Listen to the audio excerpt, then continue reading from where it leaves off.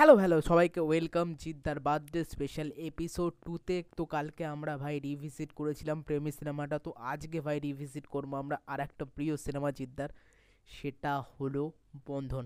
হ্যাঁ ভাই, এই সিনেমাটা আমার মনে হয় সব থেকে বেস্ট ফ্যামিলি এন্টারটেনার এই জেনারেশনের, এবং এই ফ্যামিলি এন্টারটেনারকে এখনও কোনো সিনেমা এই জেনারেশনে বিট করতে পারেনি ভাই। এই সিনেমাটা ভাই সব রকমের মজা আছে, গান বলো, কমেডি বলো, ইমোশন বলো, প্রেম বলো, সব কিছুর মিশ্রণ এই পারফেক্ট সিনেমা, যেটা নাম হলো বন্ধন। আর একটা জিনিস বলতে ভুলে গেলাম, ফ্যামিলি অ্যাঙ্গেল।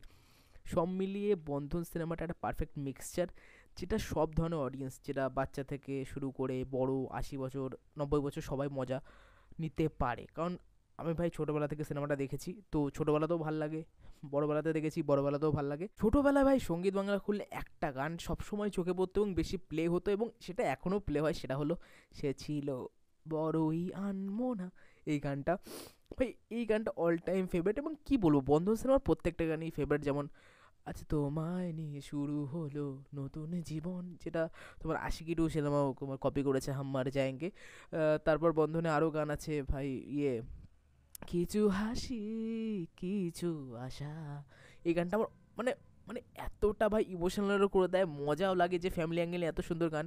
তারপর একটা গান আছে ভালোবাসি তোমায়। মানে বন্ধন সিনেমার প্রত্যেকটা গান পারফেক্ট, ঠিক আছে। এবং জিদ্দাকে ওই সিনেমায় জাস্ট অসাম লাগে, জিৎ কোয়েল জুটিটা বেস্ট লাগে ওই সিনেমায়, জাস্ট অসাধারণ।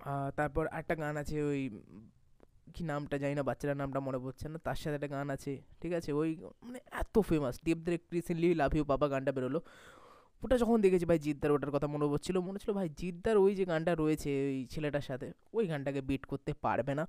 এবং জাস্ট অসাধারণ, মানে প্রত্যেকটা গান এই সিনেমাটাকে ভাই অসাধারণ করে তোলে। প্লাস এই সিনেমার স্ক্রিন প্লেটা দারুণ দারুণ ভাই, মানে জাস্ট মজাদার। ভিক্টর ব্যানার্জির পারফরমেন্স প্রত্যেকটা জাস্ট ফ্যামিলি এন্টারটেইনার, যেটা পারফেক্ট বলে না, একটা ফ্যামিলি এন্টারটেইনার যেটা পুরো ফ্যামিলির সাথে বসে দেখা যায়, যেটা মজা করা যায়, যেটা বারবার দেখা যায়, যেটা টিভিতে বারবার দিলে দেখতে ভালো লাগে, সেই সিনেমাটা হলো বন্ধন, যেটা কালার্স বাংলা সিনেমায় প্রায় দেয় এবং চলে বলেই দেয়।